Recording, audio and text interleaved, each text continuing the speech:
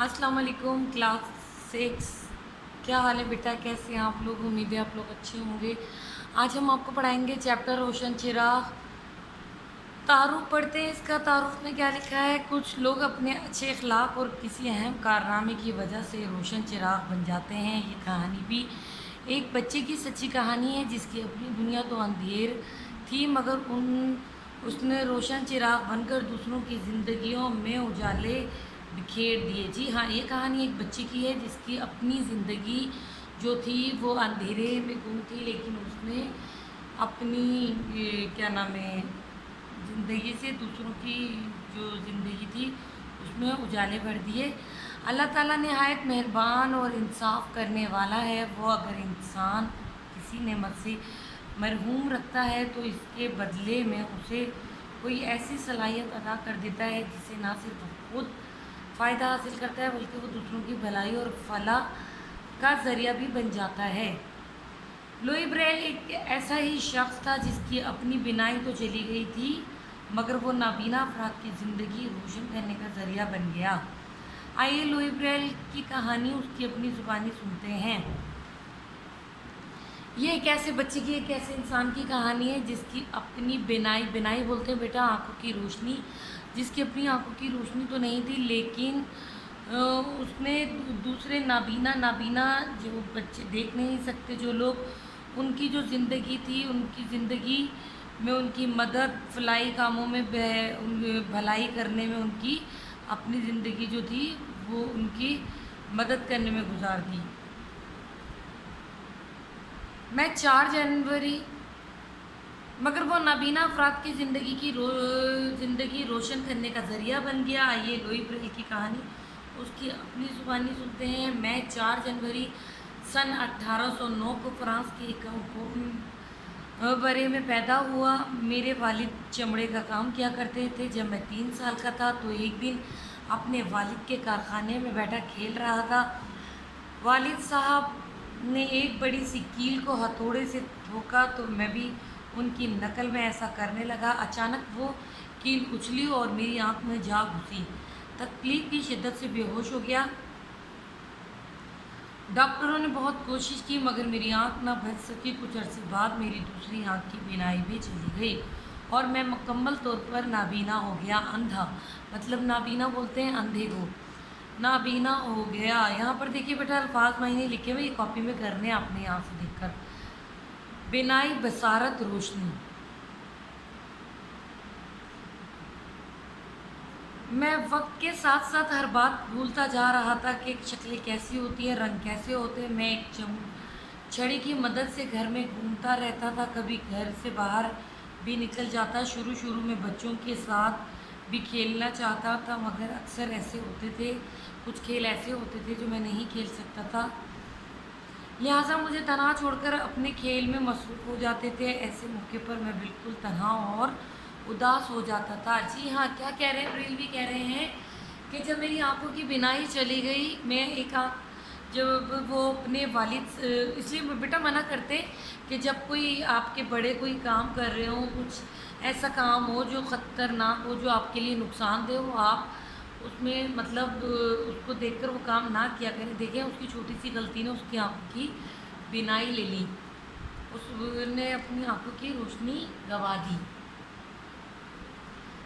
उस कील के घुस जाने से उसकी पहले एक आँख की बिनाई जाती है, फिर आहिस्ता आहिस्ता उसकी दूसरी आँख की रोशनी भी चली जाती है। आहिस्ता आहिस्ता वो दुनिया की रंगीनियाँ, दुनिया में जो मतलब रंग रूप होते हैं, वो देखना सबको भूल जाता है। वो जो दुनिया की खुशगवार रौनकें होती हैं वो सब उन सबसे महरूम हो जाता है। पहले तो शुरू में उसने वो कोशिश करता है कि वो लोगों के साथ खेले, उठे बैठे, लेकिन वही कि उसकी आंखों की बिनाई की वजह से कुछ खेल ऐसे होते थे जो वो नहीं खेल पाता था और फिर उसको तन्हा और उदास रहना पड़ता था। बड़े लोग मुझे देखते तो प्यार करते और मेरी हालत पर तरस खाते। ये बात बिल्कुल पसंद ना थी कि कोई मेरी हालत पर तरस खाए। वो कह रहा है कि जब मुझसे बड़े लोग मुझे देखते थे इस हालत में, मैं नाबीना हूँ, तो वो लोग मुझ पर तरस खाते थे, मुझे प्यार करते थे, लेकिन मुझे ये बात बिल्कुल पसंद नहीं थी कि कोई मुझ पर तरस खाए या मेरी हालत पर रहम करे या मुझे इस तरह से طرز کھا کے مجھ پر پیار کرے۔ پھر ایک دن گاؤں کے پادری صاحب ہمارے گھر آئے اور انہوں نے میرے والد کو بتایا کہ پیرس میں ایک ایسا اسکول ہے جہاں اندھے بچے پڑھتے اور لکھتے ہیں۔ میرے والد نے جب اس اسکول میں پڑھنے کے بارے میں پوچھا تو میں فوراً راضی ہو گیا۔ یہ اسکول نابینا افراد کا پہلا اسکول تھا۔ دیکھیے بیٹا کتنی اچھی بات آپ کو آج پتہ چل رہی ہے کہ پیرس میں جو نابینا کا جو پہلا اسکول تھا وہ پیرس میں تھا۔ اسکول میں پڑھنے لکھنے کے علاوہ نابینا بچوں کو مختلف ہنر اور فنون بھی سکھائے جاتے تھے۔ فنون کہتے ہیں بیٹا فن، ہنر بولتے ہیں کام، فن بولتے ہیں کارنامے جو مطلب الگ الگ طریقے سے سکھائے جاتے ہیں۔ اس طرح جب یہ نابینا بچے اسکول کی تعلیم حاصل کر کے نکلتے تو عملی دنیا میں ٹھوکریں نہیں کھانا پڑتی تھی اور وہ دوسروں کے رحم و کرم پر نہ رہتے تھے بلکہ اپنی کفالت خود کر سکتے تھے۔ دیکھیے بیٹا وہ جو اسکول تھا اس میں بچوں کو اتنی اچھی صلاحیت اور اتنی اچھی تربیت دی جاتی تھی، ان کو وہاں پر کام بھی سکھایا جاتا تھا۔ جب وہ بچے وہ پڑھائی و تعلیم حاصل کر کے باہر نکلتے تھے تو وہ لوگوں کے سہارے نہیں کہ وہ اندھے ہیں تو لوگ ان کی مدد کریں، ان کا سہارا بنے، وہ اپنی مہارت اور اپنے فنون اور ہنر کی وجہ سے اپنی کفالت خود کر سکتے تھے۔ میں جب اسکول گیا تو میری عمر 10 برس تھی۔ شروع میں میرا دل نہ لگا، پھر گوتم میرا بہت اچھا دوست بن گیا۔ مجھے اس کا اور اس جیسے دوسرے بچوں کا ساتھ اچھا لگنے لگا اور اب میں خوب دل لگا کر پڑھنے لگا۔ جی ہاں، یہ دیکھیے آپ لوگ بھی پہلی بار جب ہم کسی اکیڈمی میں یا کسی اسکول میں ایڈمیشن لیتے ہیں، داخل ہوتے ہیں تو ہم بھی نئے لوگوں میں ہمارا بھی دل نہیں لگتا، لیکن پھر آہستہ آہستہ ہمارے دوست بنتے ہیں، ہمارا بھی دل لگنا شروع ہو جاتا ہے۔ اسی طرح بریولی بھی کا بھی دل نہیں لگتا تھا شروع میں اسکول میں، لیکن وہاں پر ان کا ایک دوست بن گیا اور آہستہ آہستہ ان کا بھی اسکول میں دل لگنا شروع ہو گیا اور وہ دل لگا کر پڑھنا انہوں نے شروع کر دیا۔ یہاں ہم جیسے بچوں کے لیے خصوصی کتابیں ہوتی تھی جن کے صفحے کاغذ کے بجائے کارڈ بورڈ کے ہوتے تھے اور ان پر الفاظ ابھرے ہوتے تھے۔ میں نے بہت جلد پڑھنا لکھنا سیکھی ہے، اس کے علاوہ کئی ہنر بھی سیکھے۔ اب میں اپنے کپڑے بھی خود سی لیا کرتا تھا۔ اسی طرح 3 برس بیت گئے۔ ایک بار فرانسیسی فوج کا ایک افسر اسکول کے معائنے کے لیے آیا۔ ان کے کپتان نے ایک ایسا طریقہ ایجاد کیا تھا جس کے ذریعے فوج کے سپاہی جو سرحدوں پر اپنے فرائض کی انجام دہی پر مأمور ہوتے تھے ایک دوسرے کو پیغامات بھیجا کرتے تھے۔ چونکہ ان جگہوں پر اندھیرا ہوتا تھا اس لیے اسے نئے طریقے کے ذریعے سپاہی چھو کر پیغامات بھیجا کرتے تھے۔ یہ کہہ رہے ہیں کہ میں نے جو وہاں پر جو وہ اسکول تھا وہاں پر جو پڑھائی بچوں کو پڑھایا کرتے تھے، جیسے ہم کاغذ پر لکھا کرتے ہیں، وہاں کاغذ نہیں ہوتے تھے، کارڈ بورڈ ہوا کرتے تھے جو جن پر الفاظ جو تھے وہ ابھرے ہوئے لکھے جاتے تھے۔ بریلوی کہتے ہیں کہ میں بہت جلد لکھنا پڑھنا سیکھ گیا تھا اور میرے پاس بہت سے ہنر بھی آ گئے تھے۔ ایک فوجی افسر اسکول کے معائنے کے لیے جو آتے ہیں انہوں نے ایک ایسا طریقہ ایجاد کیا تھا جہاں پر جو سپاہی اندھیروں میں جو پیغامات تھے وہ ایک دوسرے کو پہنچایا کرتے تھے۔ وہ پیغامات جو تھے وہ لکھ کر یا بول کر نہیں، وہ چھو کر محسوس کیے جاتے تھے۔ یہاں پر بھی بیٹا الفاظ معنی لکھے ہوئے، یہ سارے الفاظ معنی آپ نے اپنی کاپی میں کرنے۔ نابینا، دیکھنے کی صلاحیت سے محروم، اندھا، کفالت، ذمہ داری، پرورش، ہنر، فن، مأمور ہونا، مقرر ہونا، متعین ہونا۔ اسکول کے پرنسپل نے فیصلہ کیا کہ یہ طریقہ نابینا طالب علموں کے لیے استعمال کیا جائے، مگر زیادہ تر طلباء کو یہ طریقہ بہت مشکل لگا۔ میں نے بھی اپنے طور پر اس طریقے میں بھرپور دلچسپی لی۔ فرصت کے اوقات میں اسی طریقے کو مزید بہتر بنانے کے بارے میں غور و فکر کرتا رہتا۔ اکثر بچے رات کو سو جاتے مگر میں جاگتا رہتا اور اس طریقے کی مشقیں کرتا رہتا۔ اس مشکل اور صبر آزما کام میں گوتم بھی میری مدد اور حوصلہ افزائی کرتا۔ کام مشکل اور تھکا دینے والا تھا مگر میں نے ہمت سے کام لیا۔ بالکل ٹھیک ہے، اگر کوئی کام مشکل، کسی کام میں ہم اپنی دل و جان لگا کر محنت کریں اور کوشش کریں تو ہر کام آسان ہو جاتا ہے۔ دیکھیں یہاں پر بریوی بھی کہہ رہے ہیں کہ سب بچے سو جایا کرتے تھے، وہ جاگا کرتے تھے، جاگ کر وہ اسی کام کو اور بہترین بنانے کی کوشش کیا کرتے تھے۔ ان کا ایک دوست جو تھا وہ بھی اس کی مدد کیا کرتا تھا۔ کام مشکل اور تھکا دینے والا تھا، لیکن وہ کہتے ہیں کہ میں نے اس پر محنت کی اور مجھے ہمت سے کام لیا، انہوں نے ہمت سے کام آخر 1824 میں نے اس طریقے کو اور بہتر بنا کر نابینا افراد کے پڑھنے کے قابل بنا دیا۔ اس وقت میری عمر 15 سال ہو چکی تھی۔ یہ طریقہ خاصا سادہ تھا، اس میں نقطوں کا استعمال کیا گیا تھا۔ یہ نقطے بڑے بڑے نہیں بلکہ چھوٹے چھوٹے تھے اور انہیں انگلیوں کے ہلکے سے دباؤ سے محسوس کیا جا سکتا تھا۔ ان 6 نقطوں کو میں نے مختلف طریقوں سے ترتیب دیا۔ ہر خاص ترتیب کسی حرف کے لیے استعمال ہوتی تھی، مثلاً حرف اے کے لیے 1 نقطہ، حرف بی کے لیے 2 نقطے اور اسی طرح دوسرے حروفوں کے لیے بھی نقطوں کا استعمال کیا۔ یہ دیکھیے بیٹا پیٹرن، یہاں پر دیکھیے طریقہ انہوں نے نقطے کس طرح سے بنائے ہوئے ہیں۔ یہ نقطے یہاں پر بنائے ہوئے ہیں، انہوں نے طریقہ بتایا کہ اس طرح سے انہوں نے نقطوں کی مدد سے نابینا بچوں کے پڑھنے کا اور مزید اچھا طریقہ بنایا۔ نقطوں کی تعداد کے علاوہ ان کی ترتیب بھی پیش نظر رکھی گئی۔ اس طریقے کا امتحان لینے کے لیے میرے استادوں نے ایک عبارت بدل کر مجھ سے لکھوائی۔ میں نے اسی طرح نقطے بنائے اور پوری عبارت فر سنا دی۔ میں نے ایک غلطی بھی نہ کی۔ اب ہر شخص حیران بھی تھا اور خوش بھی۔ تعلیم مکمل کرنے کے بعد میں نے فیصلہ کیا کہ میں اس اسکول میں پڑھاؤں گا۔ میرے ایجاد کردہ نظام کا نام بھی بریل پڑ گیا، پھر اسے دوسرے اسکولوں میں بھی استعمال کیا جانے لگا۔ لوئی بریل کا انتقال 6 جنوری 1852 کو ہوا، مگر اس کا نام اور کام ہمیشہ زندہ رہے گا۔ نابینا افراد کی زندگی میں علم کی روشنی کرنے والا یہ چراغ ہمیشہ روشن رہے گا۔ دیکھیے بیٹا، ہمت اور لگن جس میں ہوتی ہے وہ کچھ بھی کر سکتا ہے۔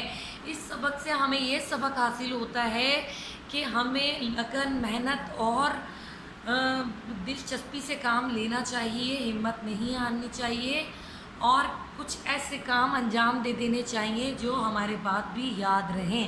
دیکھیے بریلوی جو تھا ایک بچہ تھا، پہلے وہ کس طرح سے اپنی بنائی ہونے کے بعد اس نے کس ہمت سے اپنے آپ کو سنبھالا، اپنی تعلیم مکمل کی۔ تعلیم کے بعد اس نے اور مزید محنت کی، دل و جان سے اس نے رات دن ایک کر کے پڑھنے کی کوشش کی اور ایک ایسی تعلیم ایجاد کر دی جو آج تک ہماری کتابوں میں دیکھیے وہ نہیں ہے اس دنیا میں، لیکن وہ روشن چراغ ہے۔ روشن چراغ مطلب وہ ایک چراغ کی طرح ہماری یادوں میں، ہماری کہانیوں میں آج بھی زندہ ہے۔ وہ نابینا لوگوں کا پہلا مددگار ہے جس نے نابینا لوگوں کے لیے اتنی مدد کی۔ تو اس کہانی سے ہمیں یہ سبق ملتا ہے کہ ہمیں اپنا کام لگن، محنت اور اچھے سے کرنا چاہیے۔ ہر انسان میں کمی اللہ تعالیٰ کی طرف سے ہوتی ہے، لیکن ہمیں اپنی اس کمی کو بھول کر ہمارے اندر جو صلاحیت ہے اس کو عبور کرنا چاہیے، ان صلاحیتوں کو اپنی بڑھا کر ان کی مدد لینی چاہیے اور دوسروں کی مدد بھی کرنی چاہیے۔ یہاں دیکھیے بیٹا نیچے سرگرمیاں ہیں، سوالات کے جواب ہیں۔ یہ سوال کے جواب میں آپ کو سینڈ کر دوں گی۔ لوئی بریل کو یہ بات کیوں پسند نہ تھی کہ کوئی اس پر ترس کھائے؟ لوئی بریل کو روشن چراغ کیوں کہا جاتا ہے؟ لوئی بریل اگر نابینا افراد کے لیے لکھنے پڑھنے کا نیا طریقہ ایجاد نہ کرتے تو کیا ہوتا؟ ان تینوں سوالوں کے جواب میں آپ کو سینڈ کر دوں گی۔ سوال نمبر 4 دیکھیے بیٹا، خاص بچے جو کسی صلاحیت سے محروم ہوں ان کے ساتھ ہمارا رویہ کیسا ہونا چاہیے؟ ہمدردانہ یا دوستانہ، اور کیوں؟ یہ سوال آپ نے خود سے کرنا ہے۔ سوال نمبر 4 آپ نے اپنی کاپی میں کرنا ہے اور خود کرنا ہے کہ ہمیں جو بچے دیکھ نہیں سکتے، سن نہیں سکتے، چل نہیں سکتے، پھر کھا پی نہیں سکتے، یا کوئی بھی ان کے اندر خاص ان کے اندر جو بچے ہوتے ہیں کسی صلاحیت سے محروم ہوتے ہیں، ان کے ساتھ ہمارا رویہ کیسا ہونا چاہیے؟ دوستانہ، ہمدردانہ یا برا، اور کیوں ہونا چاہیے؟ یہ آپ نے خود لکھنا ہے۔ 2-3 لائنوں کا جواب لکھیے گا۔ کہانی کی کس بات نے آپ کو بہت متاثر کیا؟ تحریر کیجیے۔ یہ سوال آپ رہنے دیجیے۔ کہانی کا مرکزی خیال میں آپ کو سینڈ کر دیتی ہوں، یہ بھی آپ نے کاپی میں کرنا ہے۔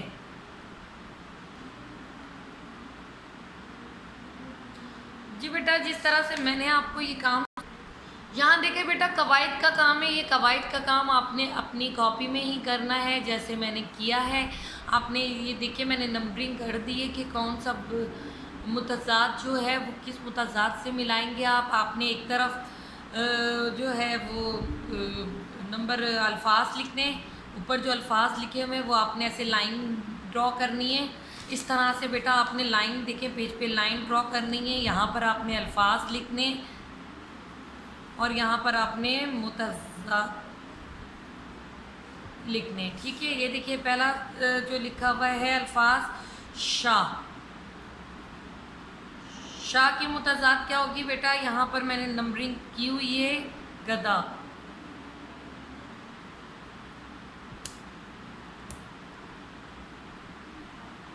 اس طرح سے سوری میچنگ کرنی ہے آپ کو، یہ لائن نہیں ڈرا کرنی، یہ لائن آپ کینسل کر دیں گے، ٹھیک ہے۔ ایک طرف آپ نے بیٹا یہ الفاظ لکھنے، ایک طرف متضاد لکھنے، پھر آپ نے ان کو میچ کرنا ہے، آگے پیچھے کر کے لکھنے۔ الفاظ پہلے آپ نے ایک ساتھ اتارنے، متضاد آپ نے آگے پیچھے کر کے اتارنے، پھر آپ نے اس کو میچ کرنا ہے، میچنگ کرنی ہے، لکھے ہے ملائیے، آپ نے ملانے، ٹھیک ہے۔ نمبر 2 مضر، نمبر 2 کا جواب یہاں پر ہے مفید۔ نمبر 3 بنجر، یہاں پر دیکھیے نمبر 3 ہم نے لکھا ہے زرخیز۔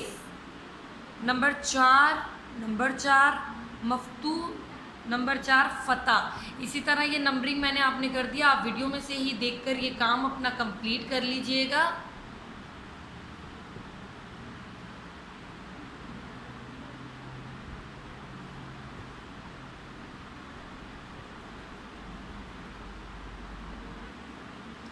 یہاں دیکھیے بیٹا دیے ہوئے الفاظ میں سے مصدر چن کر ان کی فہرست بنائیے، یہ بھی آپ نے اپنی کاپی میں کرنا ہے، قواعد کے پورشن میں کرنا ہے جہاں ہم گرامر کا کام کرتے ہیں۔